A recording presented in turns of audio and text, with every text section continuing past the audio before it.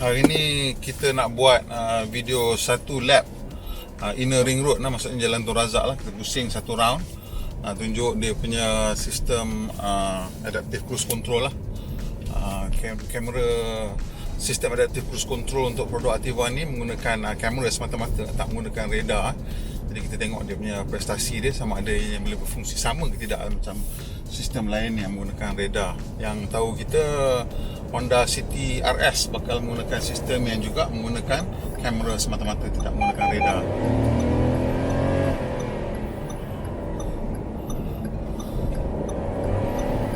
Okey, sekarang kita dah masuk pada kelajuan yang sesuai. Saya set 80 80, nampak. Jadi sekarang kita duduk di lorong laju.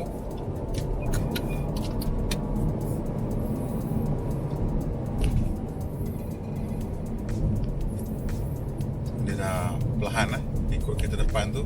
Awak nampak sekarang saya biarkan mula-mula ni jarak dia 3 bar. Maksud jarak paling maksimum lah yang boleh diberikan lah. Di sekarang kita nak kurangkan, kita tekan butang ni saya tekan dia jadi 2. Kita akan kekalkan dekat 2 lah. Sebab kalau 1 tu dia kadang-kadang dekat sangat, saya macam gayat sikit lah. So, saya bagi dia ke tahap 2 lah.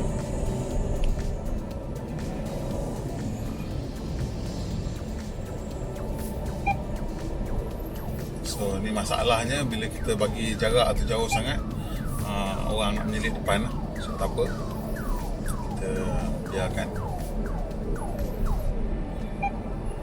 kita biar dia kejar balik kelajuan kita depan.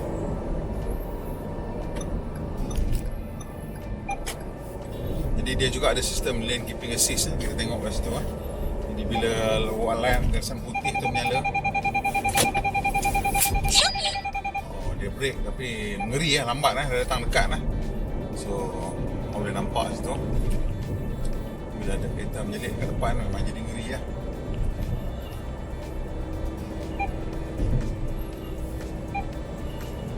so, nampaknya bila dia corner ni dia tak nampak depan memang tak nampak, kita pun tak nampak, ni baru nampak 3 saat dia dah nampak, 1-2 saat dia dah nampak balik lah kereta depan, which is I guess average, not spectacular performance tapi average lah. Banyak kereta pun macam tu juga, bila seleko tak nampak, dia nak dapat balik tu dalam 1-2 saat lah. Okay, sekarang ni kita boleh ikut kereta depan 80.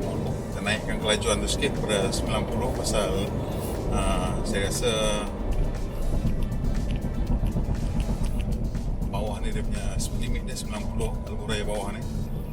Kita biar dia ikut kereta depan tu.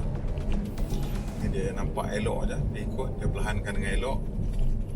So kalau dia dah nampak dah agak lama, dia boleh steady. Yang tadi tu pasal kereta tu masuk depan kita, bila dia masuk kat selekoh tu, dia jadi sistem tu dia mungkin lambat sikit lah, dia nak jam kan. Okay, sini kita nak pergi ke lorong kanan sekali lah. So kita dah masuk ke antara ini, lalu nak masuk ke jalan Tun Razak, nanti kita pergi inner ring road tu, dia punya bunyi blind spot monitor Tengok kalau saya tak signal lah, saya masuk lagi, lama orang marah lah. Dua kereta ni akan tarik balik steering. So dia punya kelajuan dia sampai 25 km sejam so boleh activate balik bila 30. So saya aktifkan balik, so 30 dia berikut, dia akan turun sampai 25. Bila sampai 25 dia akan matilah.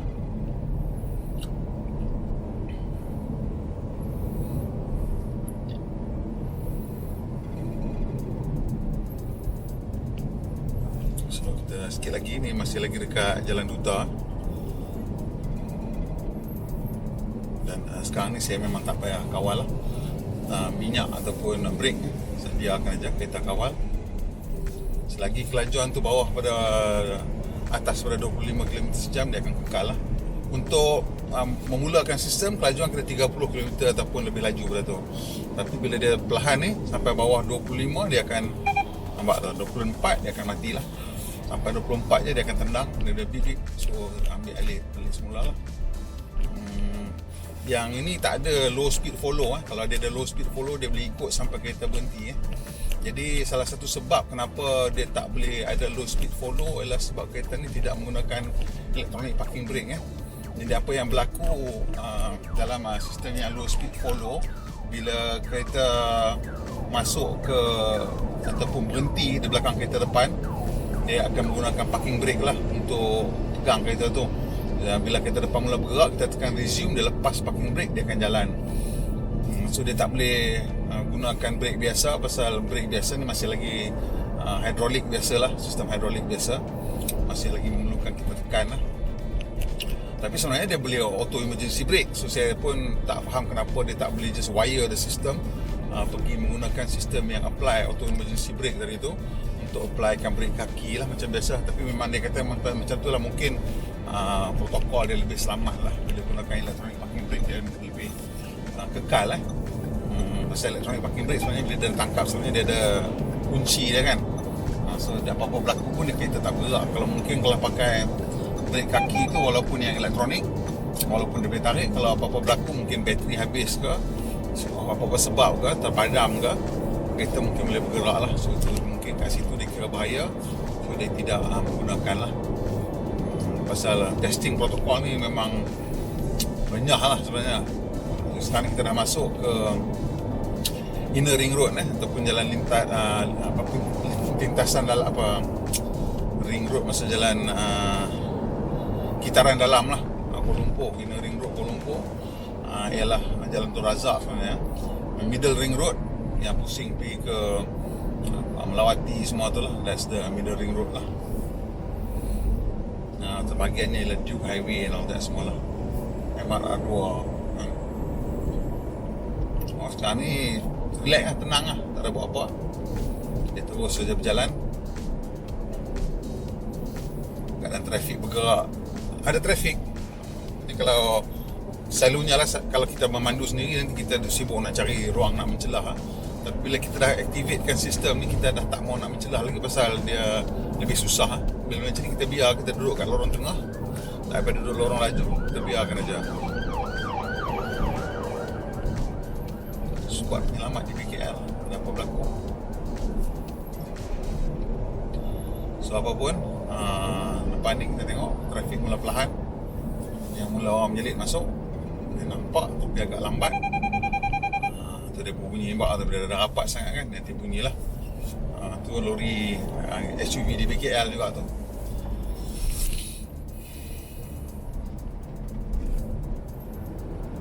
So kita jalan.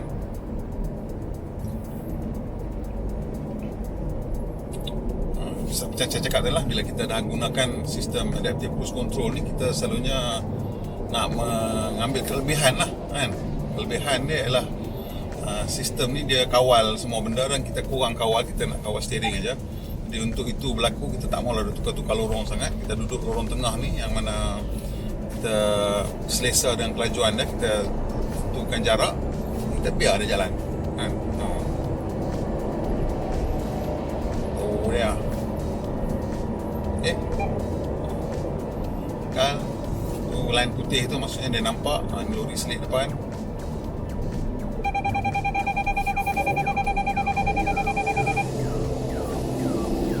Dia break, main dekat agak lah. So sistem Daihatsu ni nampaknya dia macam tak mau break kuat sangat lah. Mungkin dia nak cara break tu dia lebih lembut lah, lebih halus.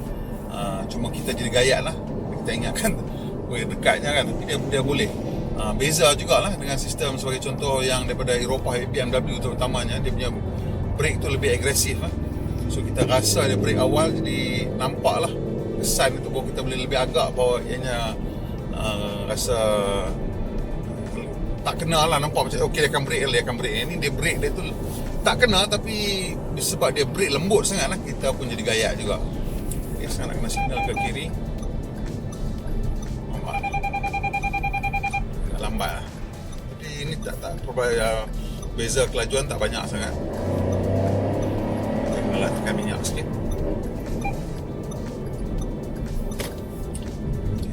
Kita depan nak masuk jalan Tun Razak proper. Dan Tun Razak proper ni akan kelajuan dia rendah sikit lah pasal banyak trafik ni. Dan tengoklah sama ada kelajuan trafik tu atas pada 25 ataupun bawah pada 25. Kalau atas 25 kita relax lah. Nampak macam okey ni. So bila keadaan macam ni selekoh nak masuk ni, saya tengok keadaan lah. Kalau tak ada kereta depan lah, kita takut dia memecut lah. So kita dah set kelajuan 95 tadi. So apa berlaku, saya selalunya take over lah. Dan ni kita sekarang dia ambil balik kan. Dia ikut. Dia marah tadi kereta depan ikut rapat.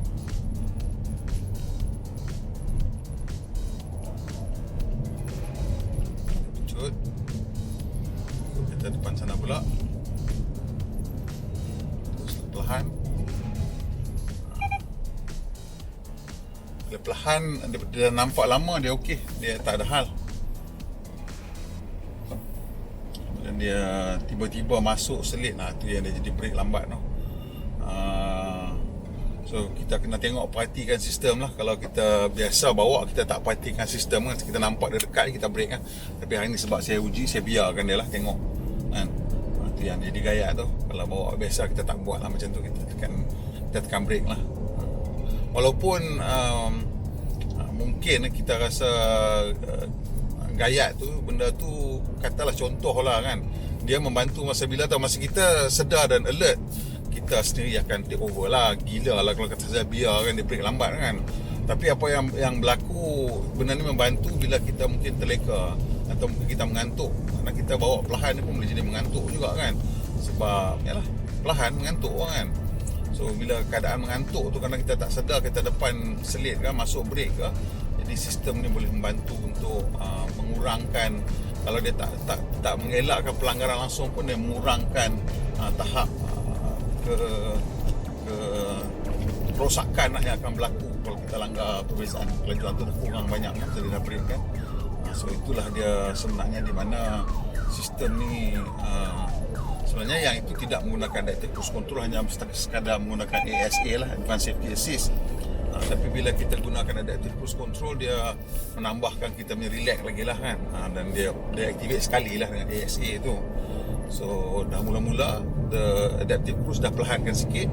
Dan kalau kita depan brake mengejut, the ASA akan take over dan untuk brake lah.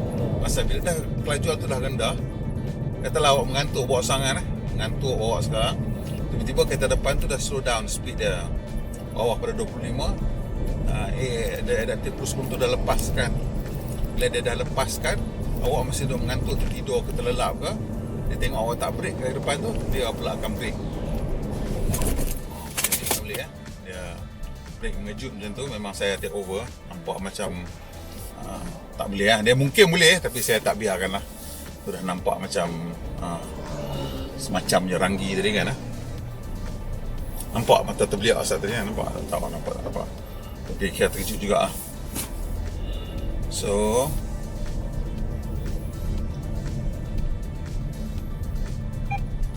balik. Okay, tadi dah take over balik. Sekarang kelajuan lebih kurang 40 lebih.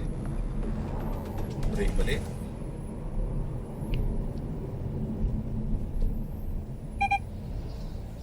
Tengok kalau saya tak break, biarkan tu dia break kan tu. Ini dia, saya break lah. So bunyi-bunyi itu mungkin setengah orang boring sikit lah. Bunyi kan, bip bip bip bip bip, dengan dia punya lane keeping assist bunyi, dengan dia punya blind spot monitor bunyi, dengan dia punya adaptive cruise control bunyi, bagai-bagai bunyi lah.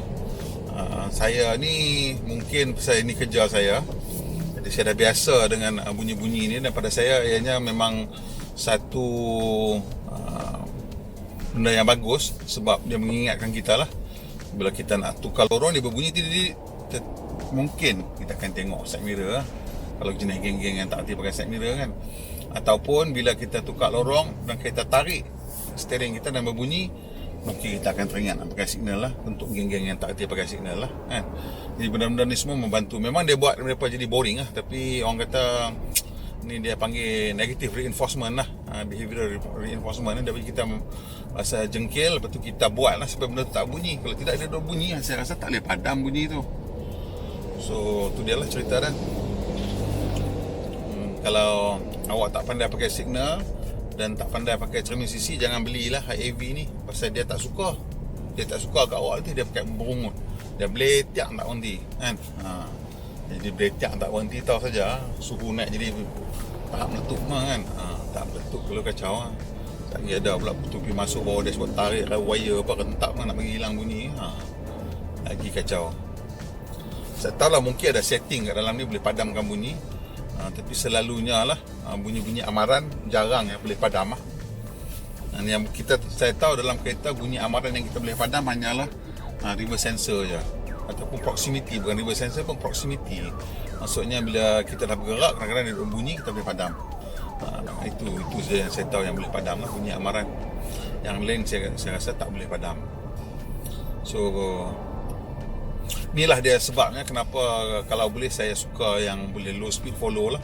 Pasal kalau yang boleh low speed follow macam ni dia pun ikut lah. So harapan kita ialah untuk mungkin facelift ataupun generasi seterusnya kereta akan pakai electronic parking brake, supaya kita boleh ikut lah. Ikut slow, ikut, dan kita tak payah nak kalut lah. Yang ni boleh ikut letak electronic parking brake tu. Kalau tak letak kat bawah ni pun tak tahulah, tapi elok lah kalau ada low speed follow. Tapi ni pun kira dah besar rahmat lah ada benda ni kan, untuk kereta harga macam ni. Cuma tu lah, biasalah orang dah je benda dia nak lagi, tambah lagi kan. Nak bagi apa pun mesti nak juga lebih baik lagi daripada tu. Itu dia punya sifat kita lah.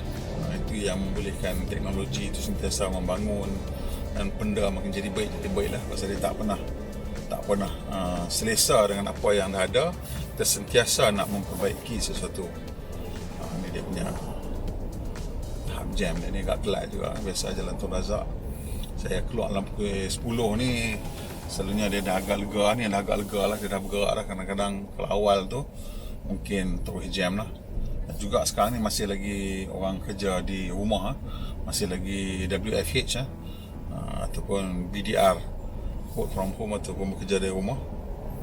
So kurang sikit lah trafik. Anyway kat depan ni sebenarnya persimpangan Tun Razak Square ataupun Tun Razak Exchange, di mana dia orang tengah buat persimpangan baru untuk Tun Razak Exchange. Dan lagi tak siap. Dan juga yang biru tu ialah stesen MRT line 2, tak silap saya kat tepi tu. Dia bertemu dengan line 1 punya stesen. So ni dia tengah nak buat sekali lah tu. Jadi kita tengok lah, bila dah siap nanti mungkin elok lah kan. Siapa sini rajin guna MRT? Saya kalau tak ada sebab nak bawa kereta masuk dalam pekan, memang saya tak bawa. Saya akan guna MRT lah.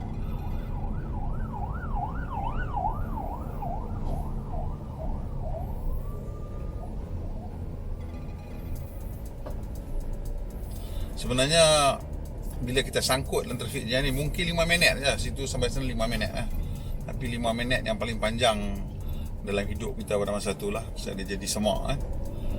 Ini sistem ASA, kalau ada low speed follow tu, dia buatkan kita hilang semak lebih banyak lah. Macam tadi kita hilang semak kat sana saat bila kelajuan tu agak tinggi, kita okey shock. Atas highway balik kampung memang boleh lepaskan lah. Kereta kawalkan mungkin 80-90% daripada laluan di lebuh raya.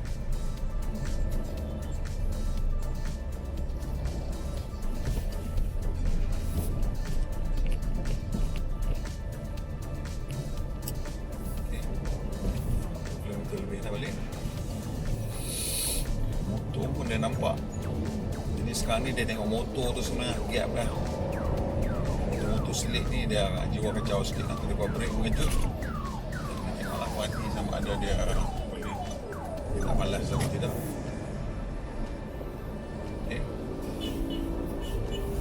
Masuk kelajuan awal yang dia dah horn tu pasal apa?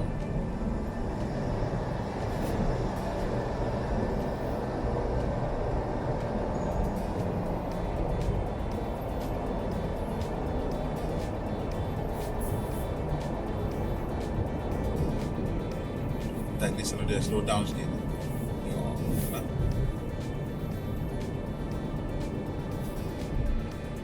Mana mula break, kita tengok kita punya kelajuan pun mula kurang kan. Dan sekarang ni jarak 1 bar. Tadi saya biar 2 bar macam masih lagi jauh dan orang macam angin lah je, dia nak selit lah. Dia bayangkan kalau semua orang guna dia punya adaptive cruise control dan tak ada siapa nak menyelit, saya rasa flow trafiknya akan jadi lagi cantik. Dan kita kurang stres banyak lah. Pasal dia tak break mengejutnya benda ni kan. Kalau dia nampak kereta kat depan dia dah break perlahan, semua dah break perlahan, jadi dia jadi cantik kan. Break mengejut yang menyebabkan motor dia nampak kan. So motor pun dia nampak, jadi dia boleh perlahankan lah.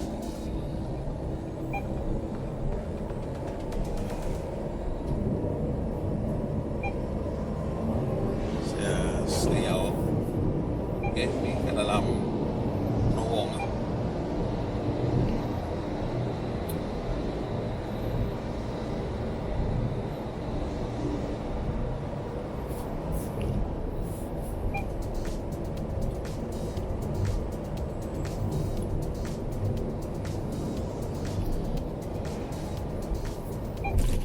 Nampak lah motor depan, kita perlahan-lahan sikit.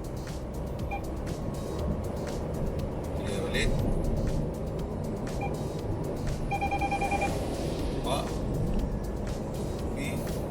Dia break sikit tadi ya. So sekarang ni kita tengok jalan kosong, bukan kosong tapi jarak jauh, jadi dia tak nampak apa-apa. Line putih tu hilang, line putih mai balik. Bila jauh dia tak tunjuk lah, dia kata tak ada kereta lah ke depan. Dan kalau kita takut, tunggu 3 bar dulu lah. Dia mai dekat sikit, laju pelan sikit, kita baru 1 bar balik. Saya nak tengok dia break awal lah. Dia break awal lah.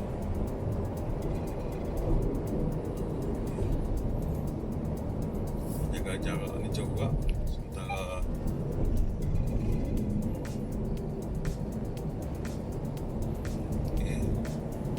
beza kelajuan tu dah kurang lah kan. Saya turunkan menjadi ke 2 bar.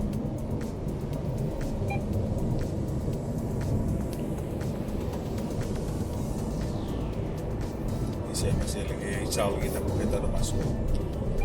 Tengok, kita kejar kelajuan kereta depan. Dia start slow down dah. Kita bagi dia samakan kelajuan kita dan kereta depan. Kita kurangkan jadi 1 bar, bagi dia rapat sikit lah. Ni saya buat macam ni pasal sajalah, tak bagi selesa kan. Pulang pada masing-masing lah. Setengah orang dia biar aja 1 bar tu, biar aja kereta ikut. Saya pun kadang-kadang saya biar juga. Tapi ni sajalah nak tunjuk cara yang berbeza pula kan. Kita boleh gunakan cara ni lah untuk mencapai keselesaan. So, sebelum ni mungkin saya pandu uji kereta yang jauh lebih mahal. Mungkin tak ramai kawan-kawan yang boleh mampu milik. Tapi kali ni saya rasa kereta ni lebih ramai kawan-kawan yang mampu milik. Jadi saya tunjuk cara yang berbeza lah. Mungkin kita tak biasa, first time kita nak pakai adaptive cruise control ni, dia jadi gaya. Saya cakap ni tu bukan pasal apa, pasal kita ada kawan ramai juga yang dalam industri otomotif, yang jurutera pun yang tak pakai sistem ni. Dia masih bawa macam biasa aja, walaupun ada, dan mereka tahu benda tu ada, dan mereka antara orang yang dia tahulah kan, tapi mereka tak pakai juga. Jadi saya nak encourage je lah, nak galakkan orang pakai. Jadi saya tunjukkan cara yang mana kita boleh pakai tanpa menjadi terlalu gayat lah. Misal banyakkannya gayat tu sebab kita rasa kita tak dapat kawal keadaan lah. Jadi kita ni bagi kita kawalan lebih sikit lah. Bila masa kita nak jarak jauh, jarak dekat, jadi saya bagi 3 bar balik. Misal kita duduk memecut, kita memecut tu kadang-kadang kita takut dia tak nampak, dia last minute dia nampak, jadi kacau lah. Kita depan setting kelajuan kita 100, masih nampak lagi pasal kereta depan lebih laju daripada kita. Sambil tu kita tengok bila sambil belakang tu kan, kok ada kereta makin rapat, kita boleh signal tepi free lah. Kita signal bila ada kereta main laju dah tu, saya signal masuk belakang taksi ni. Okay, dia dah slow down. Saya kurangkan jarak 2 bar, 1 bar, dia rapat sikit.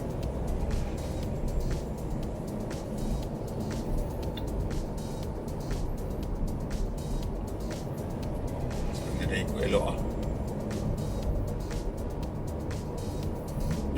Pelik bila kita pakai sistem ASA ni, kita nak ada kereta kat depan supaya dia yang buat kerja, kita tak payah buat kerja. Kalau kita bawa sendiri, kita tak mahu ada kereta depan pasal kita nak pergi ikut selesa kita kan.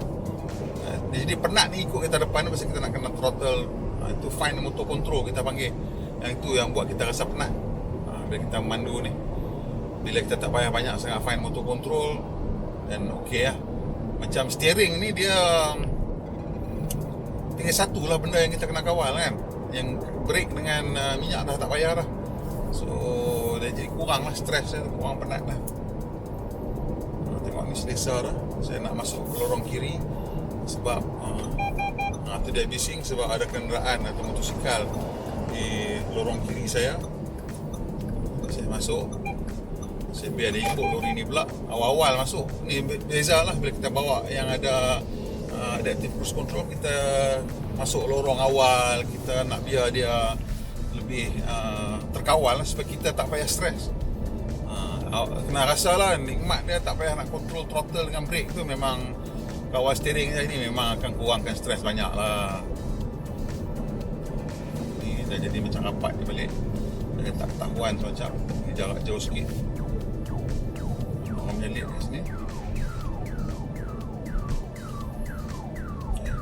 Buat balik satu bar.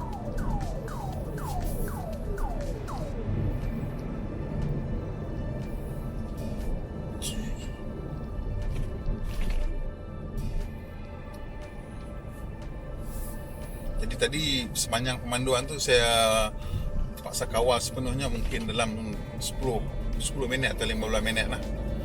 Kita dah tak sampai kot 10 minit kot maksimum tadi kan. Saya nak kawal throttle kat masa nak mula pangkal jalan Tun Razak tu kan.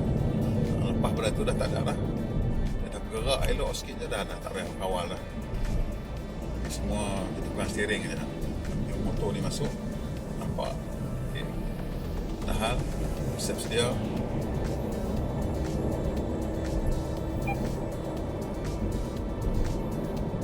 Kita kena ingat lah sistem ni buat masa ni dia orang panggil autonomous tahap 2 lah. Dia membantu, dia belum boleh lagi ambil alih. Dia tahap 3 ke atas dia boleh ambil alih. Tahap 1 dan 2 dia sekadar membantu. Tahap 1 tu maksudnya cruise control biasa lah yang tak ada adaptif.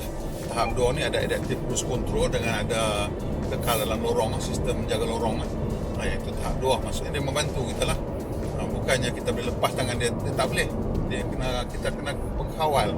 Tapi bila kita nak menjajah keluar lorong, dia akan nampak dan dia akan cuba tarik balik. Tu dia lah.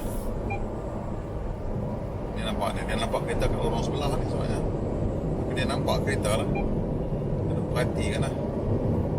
Okay, ni simpang saya ke depan ni dah. Saya nak kena signal masuk dah.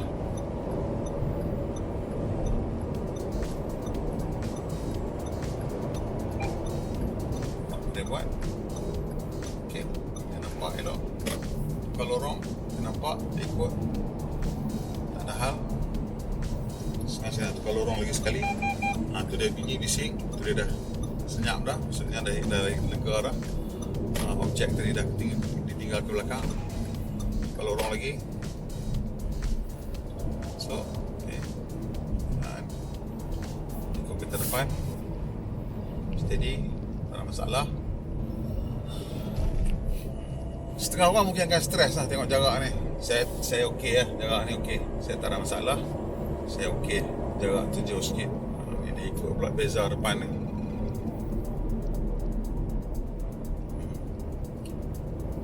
So jarak yang dia ikut tu untuk satu bar ni saya rasa jauh sikit lah berbanding dengan kereta sistem lain yang masih cuba, yang gunakan radar. Mungkin dia ni ruang lebih sikit lah, buffer lebih sikit lah. Jadi mungkin kita kata kenapa tak pasang radar tu mahal. Jadi kalau nak ganti radar tu makan beribu lah kalau accident lah. Pasal radar tu duduk kat bumper tu. Bila accident benda tu rosak dulu, beribu lah nak repair kan. Yang ni tak ada radar di situ. So dia ada kamera di atas, kamera kat cermin, jadi pelanggaran kecil-kecil tak rosak lah kan. Bumper rosak kosong, tak ada radar.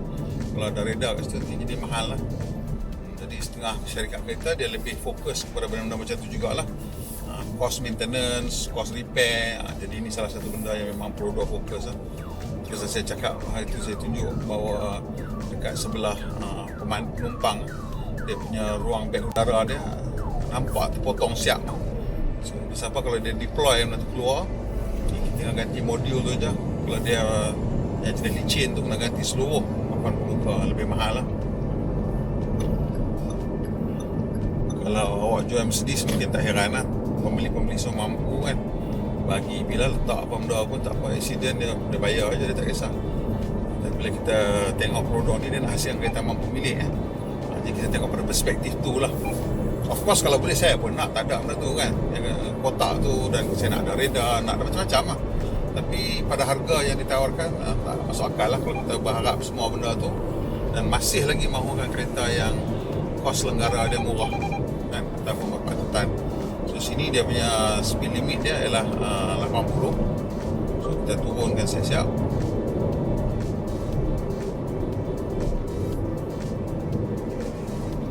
Kita kat 85. Kita ikut kereta depan ni. Ikut kereta ikut motor lah.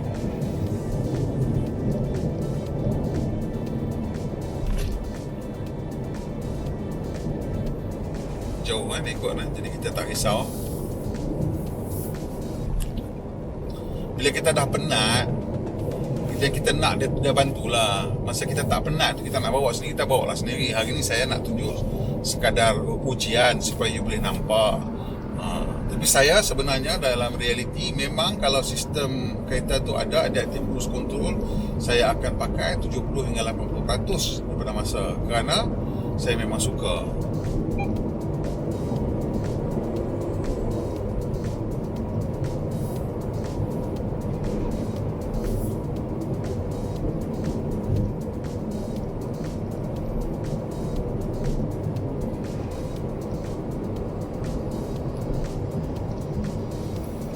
Nampak lah sepanjang perjalanan tadi, dia boleh tanganilah kebanyakan situasi yang ada. Saya kena ambil alih mungkin ada 2-3 kali tadi, awak nampak.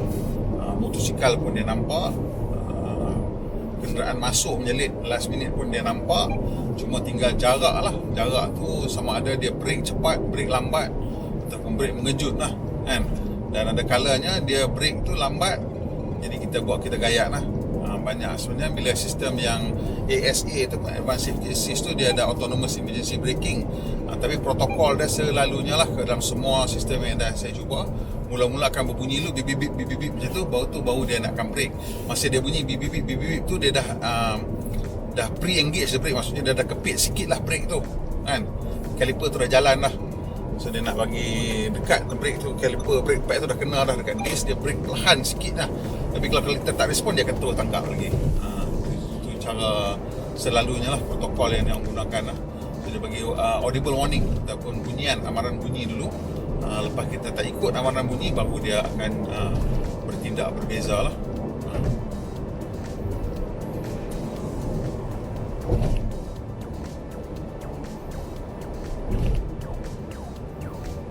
Ini nak approach traffic light lah.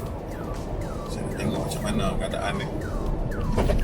Saya tak pasti dia boleh ke tidak. Saya bagi 3 bar, tengok keadaan macam mana. Saya sempang depan kenderaan bergerak agak perlahan. Dia masih belum nampak lagi. Masih belum nampak. Lambat nampak. Lambat dia nampak. Saya brake lah. Banyak sistem ni macam tu lah. Bila dia lambat nampak tu, bila benda tu tak ada di depan dia dan ada selekoh sikit, dia memang lambat sikit lah. Some perform better than others, some also cekap lah untuk cepat tangkap. Dia akan tangkap, tapi macam tadi dia tangkap tu dah tinggal jarak dalam mungkin 50 meter lah. Memerlukan saya brake tak adalah kuat sangat. Saya boleh brake, boleh. Kalau saya biarkan, saya rasa kereta akan boleh brake, tetapi menjadi gayat lah kan. Ini saya resume balik 3 bar.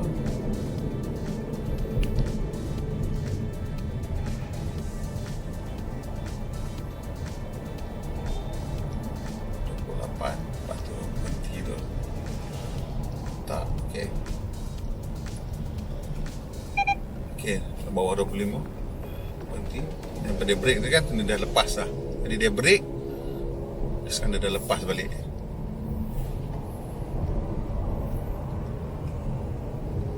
Saya biar balik. Ni 2 bar. Jarak 2 bar.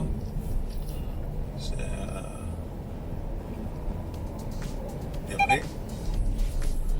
Dia lepas lah.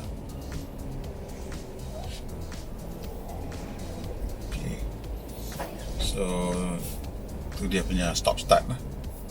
Mati saya hidup balik. Stop start ni dia bila kita berhenti, kalau ada kita terus tekan brake tak apa. Kalau kita mula lepas sikit je brake, dia akan terus start engine lah.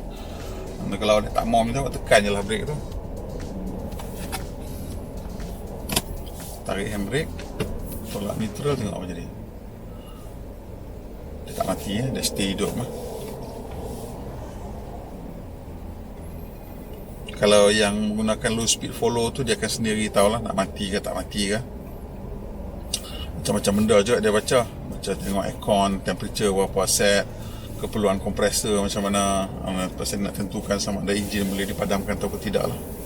So sistem-sistem ni semua sebenarnya agak canggih lah. Memerlukan prosesor untuk menerima pelbagai maklumat dan menganalisa pelbagai maklumat lah. Jadi sistem yang digunakan oleh Pro2 ni adalah sistem yang visual sepenuhnya. Jadi visual sepenuhnya ni adalah lebih mencabar lagi lah daripada sistem yang menggunakan radar. So kerana dia perlu mengenal pasti objek di depan dia, pertama. Dan yang kedua, menentukan jarak kita dengan objek depan. Dan yang ketiga, dia kena tentukan kelajuan kita dan kelajuan objek di depan. Maksudnya beza kelajuan antara dua objek ini. Adakah ianya merapat atau semakin menjauh, dan sama ada ini memerlukan tindakan apa. Kalau dia makin menjauh, dia baca pula tengok kita punya adaptive cruise control, speed kita berapa kita set. Jadi kalau speed tu tinggi, dia boleh naik lagi, dia akan naik lagi lah. Ataupun tengok kena tu merapat, dia kata ni nak kena break dah, dia akan break lah. Dan juga sama untuk dia punya orang panggil blind spot monitor juga, sistem yang sama digunakan. Tapi untuk blind spot monitor, saya tak rasa dia guna kamera. Saya rasa dia orang guna dia panggil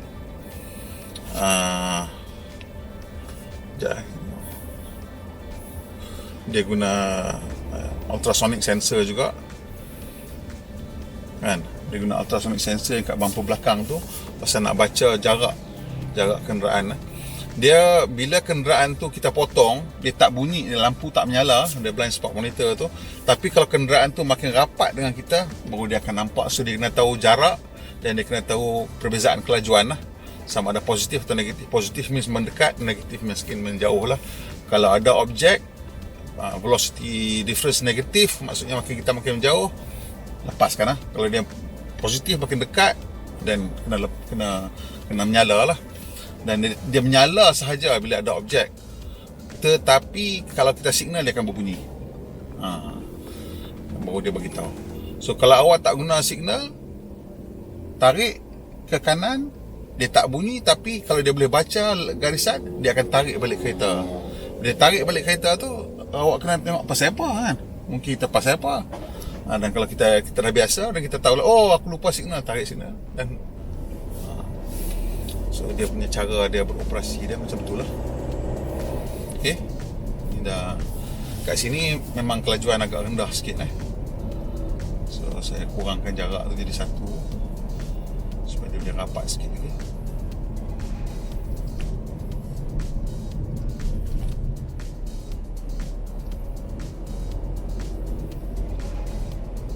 Kita depan tu bawa sentimental, kita ikutlah sentimental. Sebelah kiri tu Haval H1. Saya rasa nak kira saiz yang tu lah yang agak dekat lah dengan Rocky, dengan Ativa ni. Tapi Ativa dia besar sikit lah. H1 tu dia punya seat belakang tu agak sempit sikit. Ini lebih besar lah ruang kabin. So traffic light depan, merah ke hijau ke, masih bergerak lagi. Kereta selip masuk. Okay, dia nampak. Kalau nampak dia nak kecut tadi. Tengok ada kereta.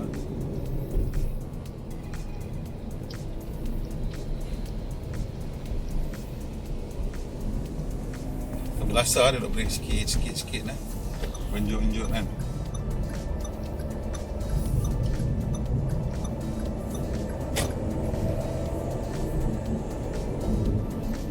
Kejar balik.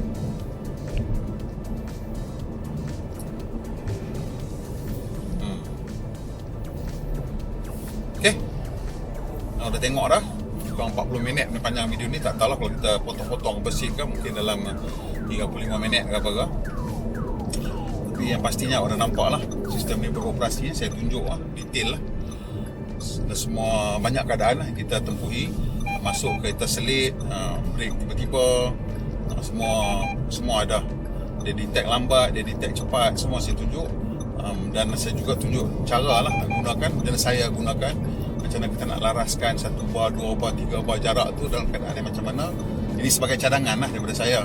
Apa yang saya rasa selesa, mungkin kawan-kawan boleh cuba. Dan kelebihan fungsi blind spot monitor, macam mana ia berfungsi, lane keeping assist, macam mana ia berfungsi.